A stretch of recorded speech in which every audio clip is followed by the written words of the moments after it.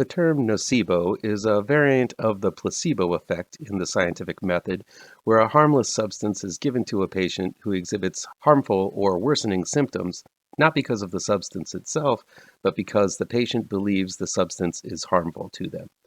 This is a self-fulfilling prophecy, or simply having symptoms that are all in your head. Sounds like an interesting concept to build a movie around, and turns out one was made. So let's check out this new horror thriller with that very title, Nocebo.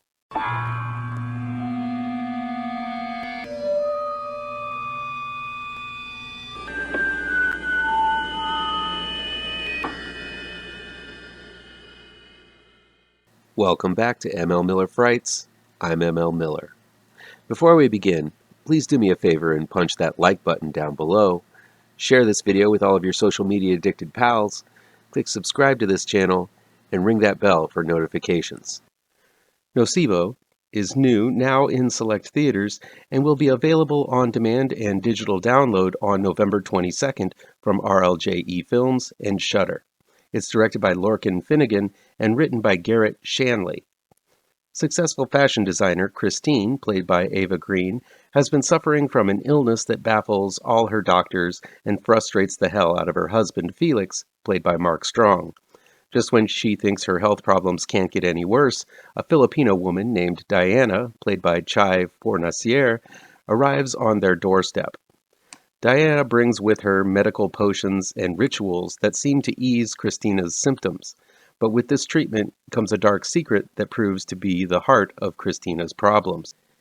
The best kind of horror films are cautionary tales, tales that warn you that you'd better be good or you'll get what's coming to you. It's amazing how many horror films abide by this golden rule. It's why the final girl is always so pure and innocent, and why the not-so-righteous get punished and killed so often with whatever the threat is, simply acting as the angel of vengeance against those who sin. That's basically the plot of Nocebo, though it doesn't make it clear until the very end who is innocent and who's the victim and why they are that way. Still, because we know this is a horror movie, it's quite apparent what's going on from the beginning, though Nocebo tries to keep it a secret until the very end. That aside, Nocebo is filled with all kinds of stunning and horrific imagery that's not easy to shake.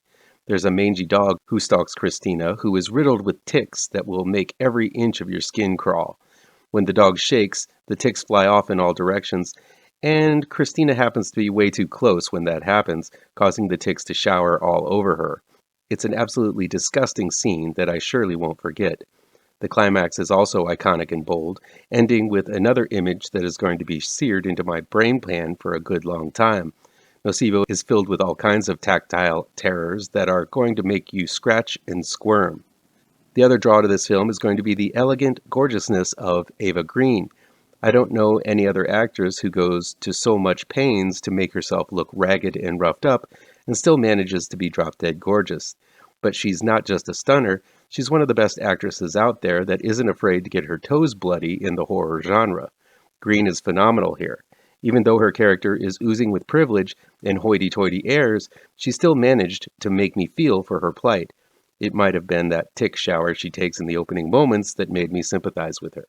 Mark Strong is underutilized in this one as the absentee and frustrated husband. This is Ava Green's show, and she carries the movie capably.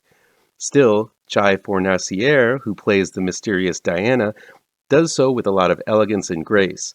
She's a character filled with complex feelings, which are directly tied to Christina, and she would be the standout in any other movie if not for Green's overwhelming presence. Nocebo is wonderfully acted and visually creative, abrasive, and invasive. While I predicted the end, I wasn't prepared for the terrifying way that end was going to come about. This is a very interesting and unique film, dealing with modern topics in mystical ways. It's a kind of unconventional horror that there should be more of.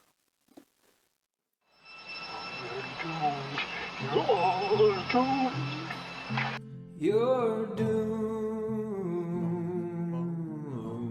to live the life you're meant to be, stuck inside your reality.